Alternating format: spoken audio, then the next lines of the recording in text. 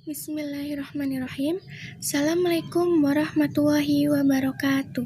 Perkenalkan, saya Laila Tulistiana dengan NIM 2110112011252. Mata kuliah Pendidikan Agama dengan dosen pembimbing Bapak Hadi Prana Abadi SPDI MPD. Sebelum kita mulai, mari kita berdoa agar apa yang kita pelajari kali ini dapat kita pahami serta dapat bermanfaat untuk kedepannya. Bismillahirrahmanirrahim. Rabbi zidni ilma warzuqni fahma waj'alni minas sholihin. Kali ini saya akan membahas mengenai bab 14, yaitu Islam dan ilmu pengetahuan. Dalam bab ini itu terbagi menjadi dua pokok pembahasan. Yang pertama, konsep umum pengetahuan dalam Islam. Yang kedua, kedudukan serta etika Islam dalam iptek. Konsep umum pengetahuan dalam Islam. Peranan Islam dalam perkembangan iptek dan seni pada dasarnya terbagi menjadi dua bagian. Yang pertama, menjadikan akidah Islam sebagai paradigma ilmu pengetahuan dan seni. Paradigma adalah ketentuan yang ditetapkan sebagai standar untuk menjadikan suatu pengetahuan menjadi ilmu. Hal ini bukan berarti menjadikan akidah sebagai sumber dari segala macam ilmu pengetahuan, melainkan hanya standar bagi ilmu-ilmu tersebut. Yang kedua yaitu menjadikan syariah Islam sebagai standar bagi pemanfaatan iptek dalam kehidupan sehari-hari. Fungsinya untuk mengatur, yaitu bahwa boleh tidaknya pemanfaatan iptek tergantung pada ketentuan halal dan haramnya. Pengertian umum tentang ilmu pengetahuan, teknologi, dan seni. Ilmu pengetahuan atau sains adalah pengetahuan tentang gejala alam yang diperoleh melalui proses yang disebut metode ilmiah. Teknologi adalah pengetahuan dan keterampilan yang merupakan penerapan dari ilmu pengetahuan dalam kehidupan sehari-hari. Sedangkan seni, konon katanya berasal dari kata sani, yang artinya jiwa yang luhur atau ketulusan jiwa. Sedangkan dalam kajian ilmu Eropa, itu berasal dari kata art, yang artinya barang atau karya yang dihasilkan dari sebuah kegiatan. Namun, dalam perspektif Islam, seni adalah ekspresi dari sebuah keindahan. Seni lahir dari dorongan sisi terdalam manusia yang tertuju pada keindahan, di mana hal ini merupakan naluri atau fitrah manusia yang diberikan oleh Allah Subhanahu wa Ta'ala. Syarat-syarat dari ilmu. Dari segi filsafat, suatu pengetahuan dikategorikan sebagai ilmu apabila memenuhi 3 unsur pokok, yaitu yang pertama yaitu ontologi. Berarti bidang studi harus memiliki objek studi yang jelas. Maksudnya bahwa suatu bidang studi harus dapat didefinisikan, dapat diberikan batasan, dan dapat diuraikan. Yang kedua yaitu epistemologi. Berarti bidang studi hendaklah memiliki metode kerja yang jelas.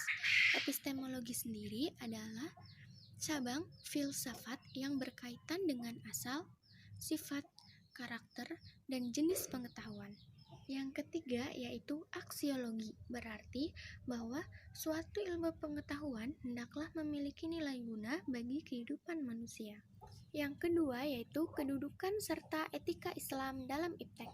Dalam pemikiran Islam ada 2 sumber ilmu, yaitu wahyu dan akal. Keduanya ini saling berkaitan dan tidak boleh dipertentangkan. Seperti dalam hadis yang berbunyi, agama Islam adalah akal dan tidaklah agama bagi orang yang tidak berakal. Namun hadis ini masih diperdebatkan mengenai kesyahihannya. Hal ini karena dapat menimbulkan pemahaman yaitu bahwa agama Islam merupakan hasil dari pemikiran manusia. Integrasi iman, ilmu, dan iptek. Dalam pandangan Islam, antara agama, ilmu, serta iptek itu memiliki hubungan yang harmonis dan dinamis, yang di dalamnya terkandung 3 unsur pokok, yaitu akidah, syariah, dan akhlak atau iman, ilmu, dan amal. Keutamaan dari orang yang berilmu. Orang yang berilmu dalam Islam memiliki kedudukan yang tinggi dan dimuliakan baik oleh Allah Subhanahu wa taala maupun oleh masyarakat. Orang yang berilmu memiliki beberapa gelar. Yang pertama yaitu al-rasikhun fil ilm, ulul al-ilmi, ulul albab, al-basir, as-sami, al-alimun, al-ulama, dan masih banyak lagi. Namun, orang yang berilmu juga harus atau wajib untuk membagikan ilmunya, tidak boleh disembunyikan atau disimpan sendiri.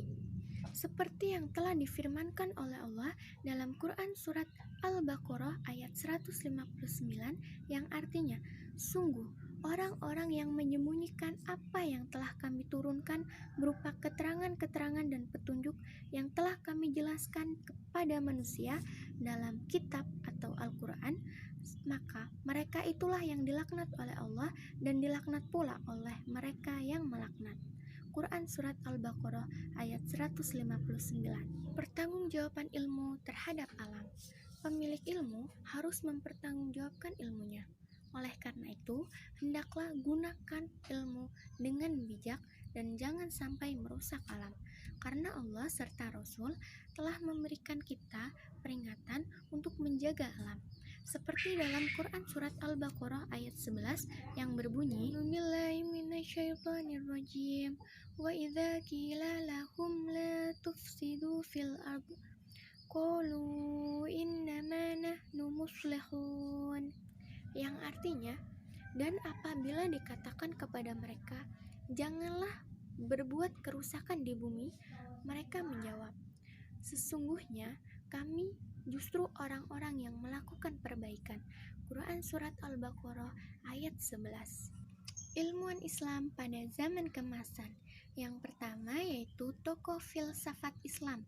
Ada Ibnu Sina yang digelari sebagai Father of Doctor, dan karyanya ada Al-Ainun Fitib dan Asy-Syifa yang merupakan ensiklopedia besar tentang filsafat ilmu kedokteran dan ilmu pasti. Untuk tokoh lainnya yaitu ada Al-Kindi, Ibnu Rusyid, Ibnu Miskawayh, At-Tusi, dan masih banyak lagi.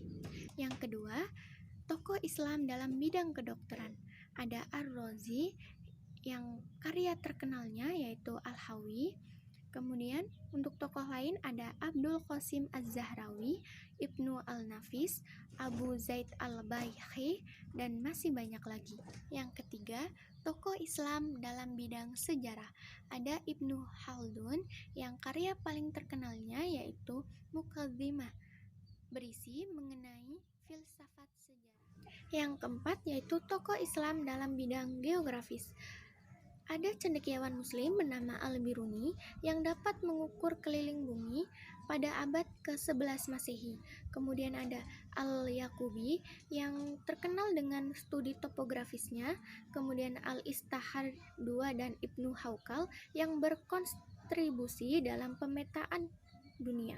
Yang kelima, tokoh Islam dalam ilmu pasti atau matematika. Ada Al-Khawarizmi yang biasanya disebut dengan Bapak Al-Jabar. Karyanya berjudul Hisab Jabar wa Muqabalah. Kemudian dia juga menemukan angka 0. Lalu ada Al-Battani yang menemukan beberapa persamaan trigonometri. Lalu ada Al-Kalasadi yang menemukan simbol-simbol notasi pecahan. Sekian dari saya, semoga apa yang kita bahas kali ini dapat kita pahami dan dapat berguna untuk kedepannya. Jika ada kekurangan, mohon dimaafkan dan terima kasih telah mendengarkan. Wassalamualaikum warahmatullahi wabarakatuh. Oh iya, jangan lupa like-nya.